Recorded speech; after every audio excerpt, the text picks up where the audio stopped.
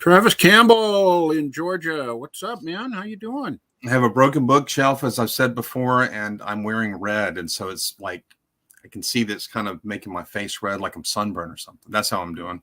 What's that got to do with a broken shelf?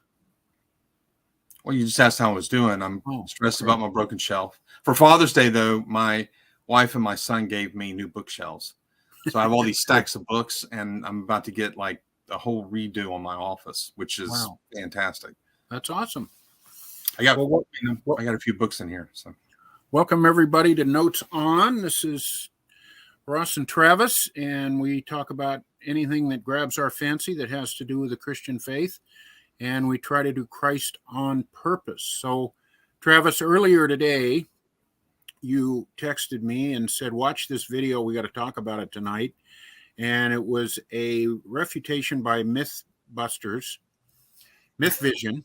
of the supposedly of the resurrection. And I thought, boy, I got to put my my cap on tonight. And I found my Two Mystic Institute cap. That's great. I found it to be a bit lacking in credibility. So why don't you let everybody know who it is, what it's about? We're going to link it in on our podcast, so you can watch it and see for yourself. But let us know what we're talking about here, and you're going to show a couple of clips from it. Yeah, one of the great things about this is what you and I were laughing at before we got on here. You tried to relink back to it, and the title is "What Happened to Jesus' Body." But as I'm airing it, we're about to play a clip from it. But as I'm airing it, it says proof, all caps. Jesus' empty tomb is legendary. So that's what the original title said. Now I think that Derek Lambert over at Mythvision realized that he had overstated his case, and so he obviously changed the title after it was released. So the title that the viewers of our show are going to get when they get on there will be "What Happened to Jesus' Body." Now, what he does is, I think it's the sort of the collection. He's done a few of these videos that kind of remind me of Inspiring Philosophy. They're very well done. It's really well produced. Yeah, I'm doing my own series on whether Jesus existed, and my production quality is nothing compared to theirs. It's a lot better. So I'm trying to improve my own skill set there. But I'm exploring whether Jesus existed in my videos, and so this is kind of on topic for me. I'm doing a lot of reading in this area, and what's interesting is what Mythvision does is they are going to take a novel that was released in the 1st century, and we're about to show a very brief clip of this, and try to say that it compares well with the Gospel of Mark.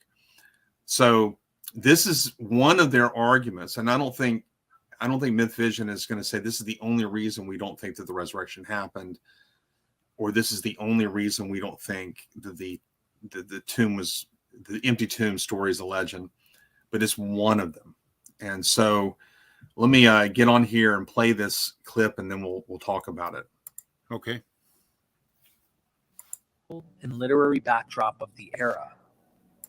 It is a captivating dance that showcases the boundless imagination of the ancient world, shedding light on the narrative choices made by the gospel writers as they weaved their timeless accounts.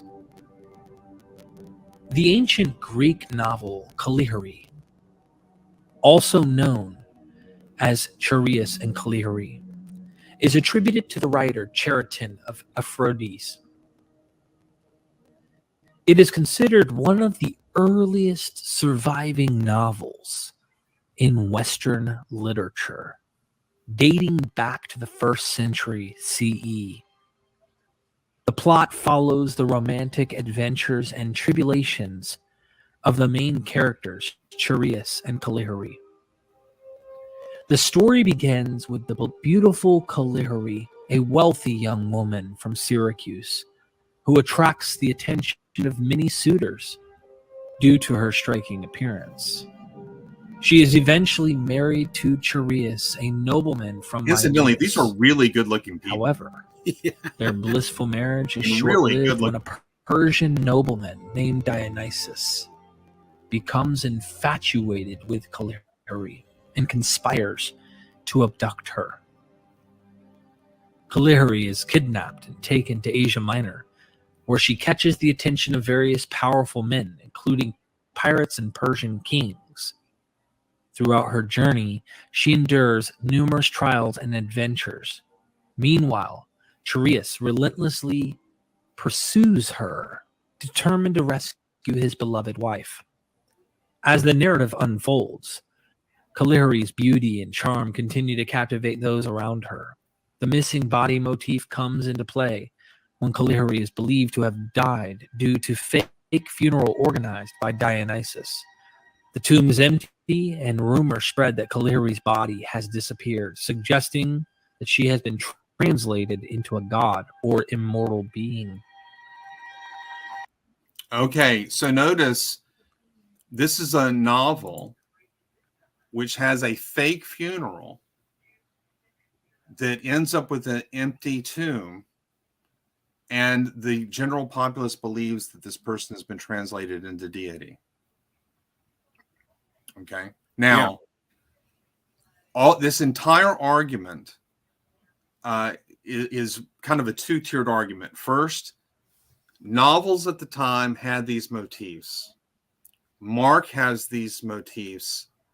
Therefore, Mark is not history, but is a novel. The argument is not, you have these comparisons between Mark and these novels, or at least this one novel. And because they're similar, that means that Mark is bogus or something. The argument has to be more than that. It has to be that the comparisons between them far outweigh their contrasts. And the comparisons demonstrate that the literary motifs that the Calihari novel is working with is the same as Mark, and therefore Mark is of the same genre. So this is an argument to legend based on genre criticism. The genre or type of literature is novel.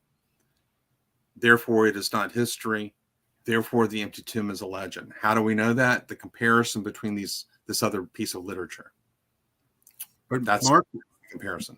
Mark was never taken as fiction from the very beginning, right? It was intended to be factual, and it was taken as factual. Now, people may say that Mark made it up, but it was never intended to be a novel. Right, I agree with you. And in fact, the way you're attacking the argument is spot on. So, if Mark is history, or if Mark is intending to tell a story about a man who really existed, it may be that the entire Gospel of Mark is full of false information. So, showing that the genre is historical is not the same thing as showing that the history is reliable. Right. You actually have to go another step and show why you think that these stories are reliable. But showing that the genre is historical is the first step in a longer argument to showing that the tomb was empty and that Jesus rose from the dead. So the question is, why think that the Gospel of Mark is of the historical genre, and it is not novel? Now, what I did is I got another clip from Mythvision, and this is with Bart Ehrman. And just take me 1 second to cue this up, but this is really interesting because what happens is Bart Ehrman's going to answer the question as to what the genre of Mark is, and just check this out. So what you're saying, Travis, is a few days ago, Bart Ehrman, who's no friend of Christians, is going to refute something on their show that refutes what they just said on the show that we're talking about. Is that what you're saying? Yeah. I know. In fairness to Derek Lambert, he's not required to agree with all of his guests. Sure. But it is interesting that here's Bart Ehrman, an expert in the gospel, that's saying what we're about to show. Do it. All right. Before we move forward on this, it's really interesting is what if one views the gospel genre not in historiography at all? What if they're looking at them in a more mythic, some mythic category, or something that maybe looks similar? Matthew and Luke kind of has a biographical look to it, cradle to grave, but Mark and John don't. So what if we're looking at the genre and it's not, we're not looking at it as historiography? Can we then approach this and wouldn't that cause people to be more skeptical, I guess, on what we're reading as factual? And in that question, I guess, is like, you're taking the oral tradition kind of route. There's like stories and oral things that are coming into the Gospels. There are other scholars, I'm sure you're aware, that try to go, well, we don't think that we should take the oral tradition route into what we're reading in the Gospels. They take more of a literary approach or something else. What are your thoughts about that? Well, those are two very good questions. And I'd say they're questions that are different from each other. The first has to do with the genre of the Gospels. And, if you want to go grab it, like, I think you said the mythical route. Right. So I don't think what you do is you got to choose something. You pick something out of the air. I think what you do is you read a lot of ancient literature. And you try to see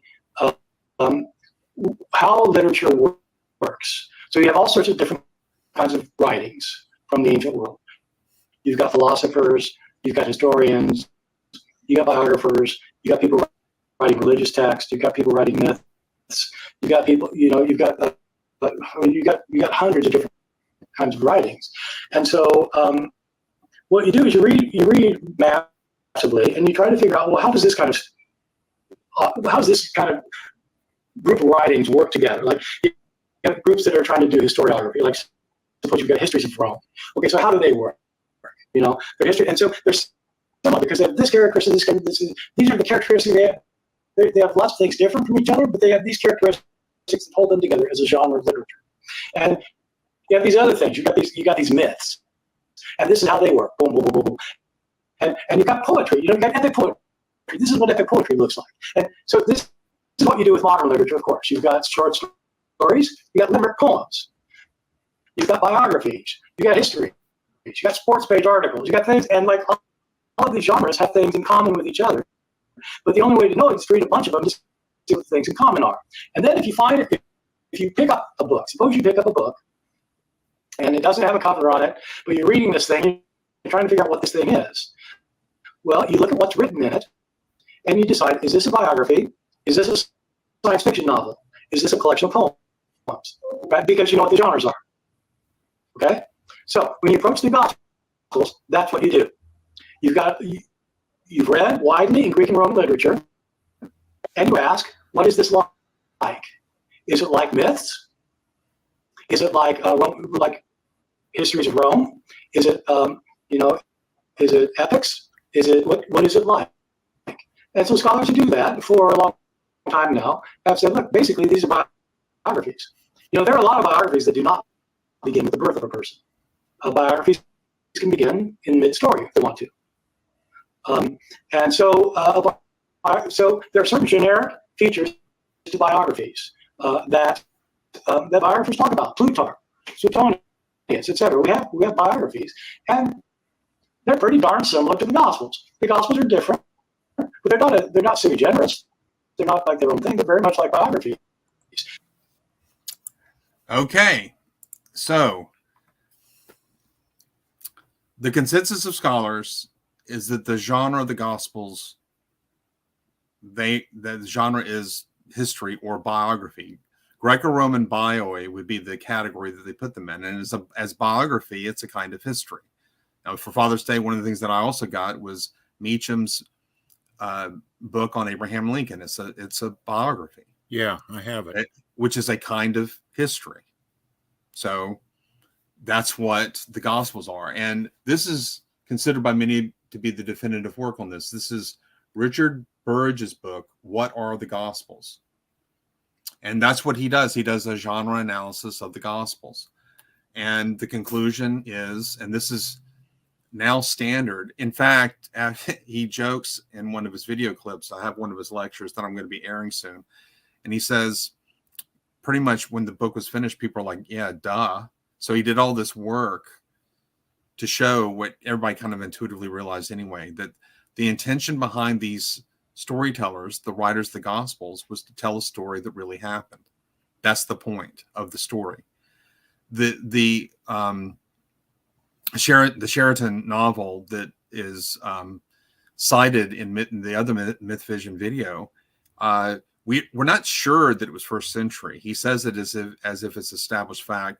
There's a passing reference to it by another first century writer, Sheraton's name. And so some people say, well, that is the novel that's being referred to, but we don't know for sure.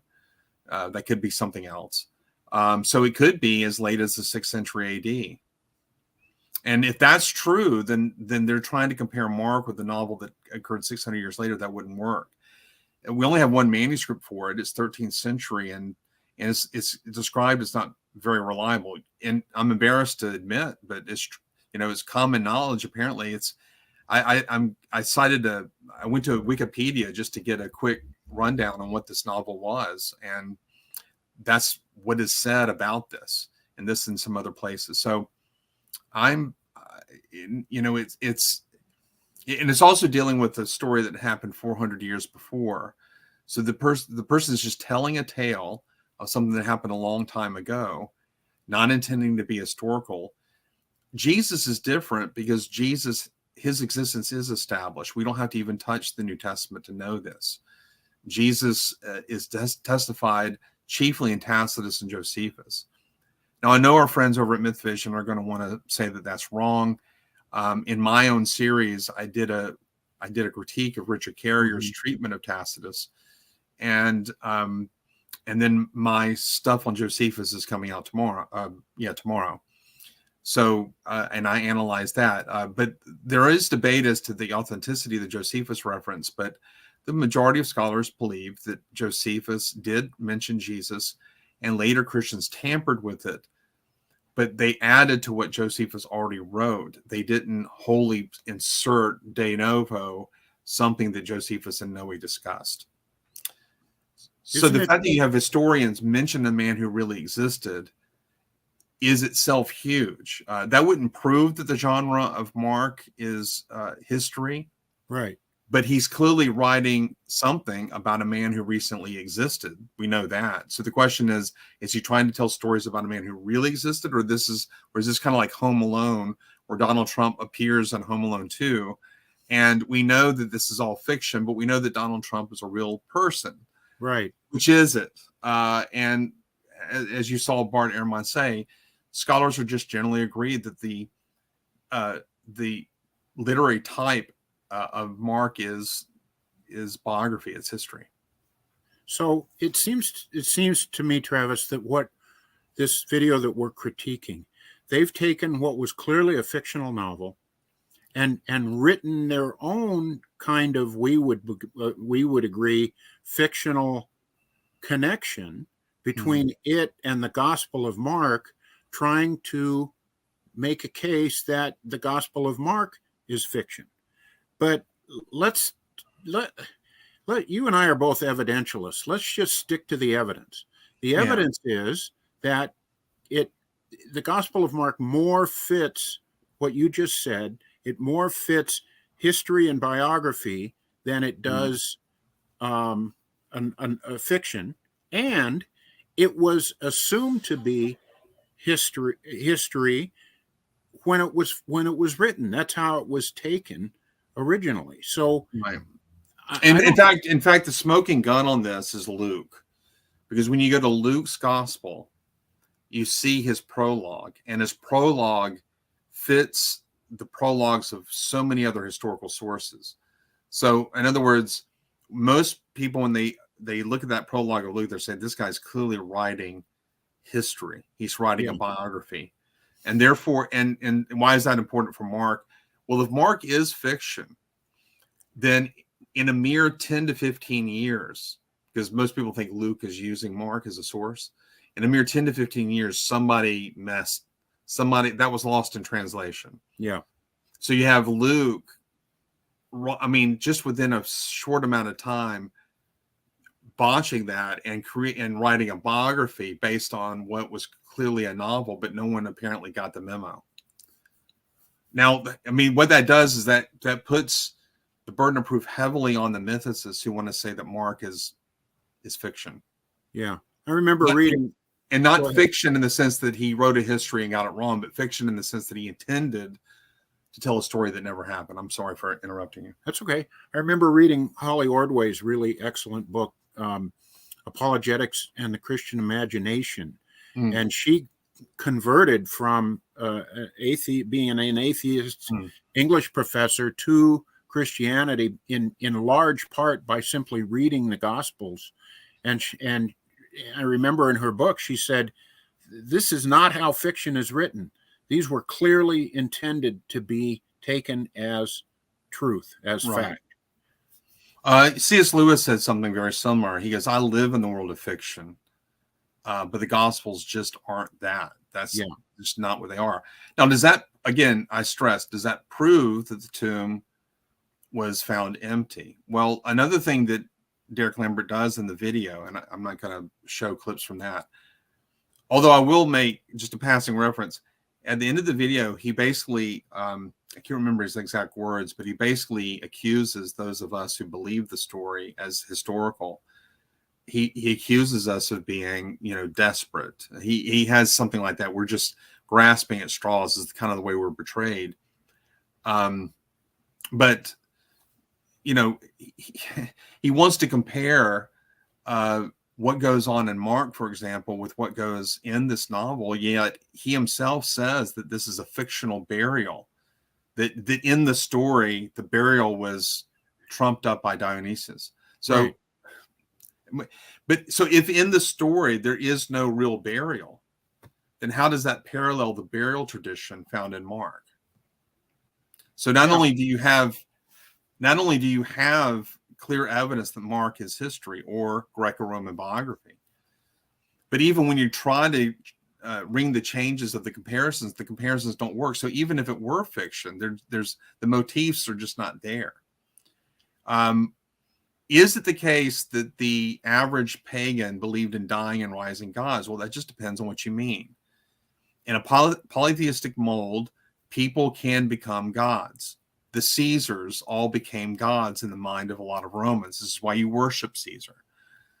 But Mark is writing in a Jewish monotheistic context, and he's making the claim that Jesus is the unique Son of God, is claiming to be God in his lifetime. He's not waiting until after his death to be proclaimed a deity. Right. A lot of people get tripped up over what Paul says in Romans 1:3, where he says that Jesus was declared to be the Son of God in power through his resurrection. So people say God is adopting him into the pantheon or something like that when he rises. No. He's being declared as the Son of God. That doesn't mean he becomes the Son of God through his resurrection. Right. And if you take the gospel writers as a whole, they are wont to say that Jesus was deity before his birth, during his life, and then through his resurrection and afterwards. He was God all the way through. He was God incarnate. And we have tons and tons of examples of this. Now, maybe they were wrong. Maybe Jesus never claimed to be deity, right? Maybe they got that wrong, but they are trying to portray a Jesus who claimed to be deity. They're trying to proclaim a real man who died and rose again. That's what they're trying to do. So we're not, obviously we have about 10 minutes left, so we're not going to be able to give a full case for the resurrection here, but this does not come anywhere close to proving that the empty tomb was a legend. Yeah. And I just want to encourage people to watch the video. Oh yeah. Take it seriously. One of my little personal challenges that I have for myself is I want to be able to answer the best question on the other side. That's my challenge to myself. And I want to do that with gentleness and respect and not mockery, and really be able to just have an ironic conversation and thoughts about this kind of stuff. And as followers of Christ, that's what we're called to do, to not be cheap about it or take pot shots or not do our homework.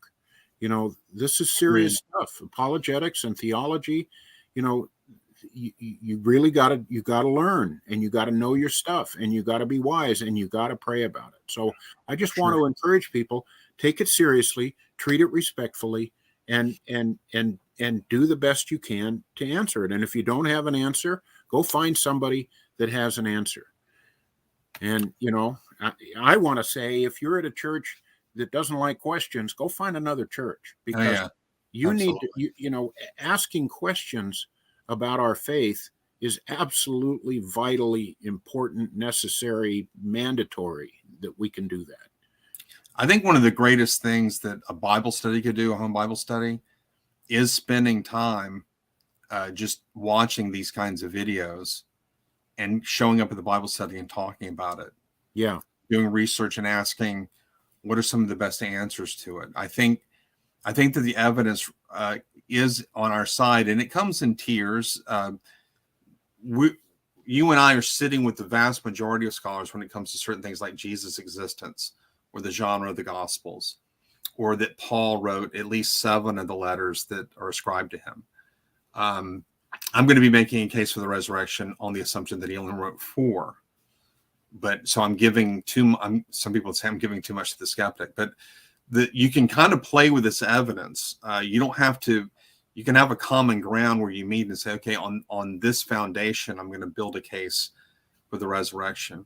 I think it may be a good idea, though, before we leave, for me to at least just run through a couple of arguments for the empty tomb, since Mythvision was so dead set on showing that the empty tomb is a legend. I think we have time. Yeah, go ahead. It's easy to remember. Gary Habermas is writing a work that's well over 1,000 pages now. It's a multi-volume work on the resurrection, and the first volume should be coming out next year. But I can give you 3 lines of evidence for the empty tomb, real easy. Now, all of this is predicated on the idea that Mark is history, or Mark is Greco-Roman biography. He's trying to tell us a story that really happened. Same with Acts, same with Luke and John and Matthew. And the threefold lines of evidence can be spelled as an acronym: JET, J-E-T, Jerusalem factor, enemy attestation, and the testimony of women. So the Jerusalem factor is just the fact that when the apostles first preached the resurrection, where did they preach it? They preached it in Jerusalem, the very place that Jesus died. That means that if the tomb was still being occupied, Christianity would have been stopped in its tracks at the very beginning. Christianity would have been a non-starter. Now, Robert Price has responded to this evidence, and you have people responding to these lines of evidence, and I can't give full responses to all of them here. I'm aware of them.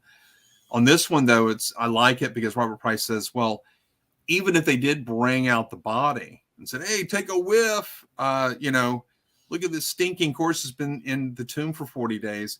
Would that have stopped people from believing the resurrection? Probably not. And you and I both know that there are people out there who are not going to change their mind regardless of the evidence. And that's true of both of atheists, right, and it's true of Christians. Christians are stupid too. And Christians are dumb enough. There are Christians out there that are so stupid that if we went back in time and they saw Jesus in the tomb and he never rose, you know what I would do if I went back in time and it turned out that the empty tomb just isn't true and Jesus is still in the tomb? I wouldn't be a Christian anymore. I'd say, it's false. It's fake. I was deceived. And there may have been, the apostles may have continued believing even if the corpse was produced. All right. So, and he's right that some people will react that way. But the point is that had they done that, they wouldn't have gotten any converts. I mean, the apostles may have continued believing because they were dolts, they were morons, but they wouldn't have gotten any converts. You wouldn't expect Paul to convert if he knew that the tomb was still occupied. If he had some vision in the desert, he wouldn't have had an hallucination of a Jesus saying, "It's me, Jesus, whom you're persecuting." And Paul would have probably come to his senses a little bit later. And even if he didn't and he continued to believe, no one else would have followed him, because it was said, "You moron, his body's in the tomb back there." Okay, so enemy attestation. What was the story that their enemies told about what happened to the body when they gave a response to the empty tomb? Well, their enemies said, "Well, his disciples came and stole away the body." That means they were admitting that the tomb was empty, right? So, in other words, they didn't say that the resurrection happened. Obviously, they disagree with the resurrection, but they couldn't deny the fact of the empty tomb. That's the point. We not only have this in Matthew, but this is a story that went all the way up into the 2nd century. Justin Martyr talks about that in his dialogue with Trypho. So this is not just in Matthew, but Matthew's saying this story has been told even to this day.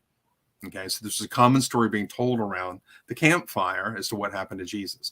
So the Jerusalem factor, the enemy attestation, and then my favorite is the testimony of the women. The women were the first ones to see the empty tomb. And why is that important? Well, their testimony was not considered valid in a court of law. The Talmud says, better let the law be burnt than be delivered to women. Okay, so if you're making up a story and you're trying to tell an historical account, you're not going to have women be the ones that discover the empty tomb. If you're making up a story and you're just telling this is a novel, that may be a different story.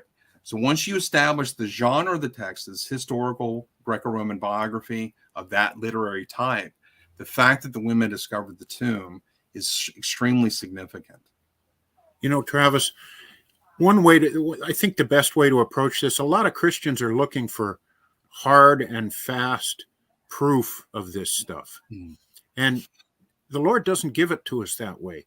He gives it to us in sort of an abductive reasoning way, and that is we're always reasoning from the best explanation. And, you know, Christianity has survived for 2,000 years, of critics taking pot shots and saying, well, it might have been this and it could have been that. And you know, you guys haven't really considered this over here. Sure. And you know what? You and I are going to be long gone, and Mythvision is going to be off the air. Christianity is going to survive, and there's still going to be people taking cheap shots at it. And that's okay. And the other side of it, by the way, Mythvision might stay on. I mean, that they have like 100,000 subscribers. I have like 51. Yeah, well, good. That's okay. I mean, he's crushing me in the subscriptions. God bless. I will say that you're right, though. I mean, if Mythvision were to end tomorrow, somebody would come along and take his place. Paul Logia is producing the same kind of content. I think that we should be answering what they're saying. I think that what they're saying is important. Yes, it is. And Derek Lambert seems like a great guy, so I'm obviously not attacking him personally.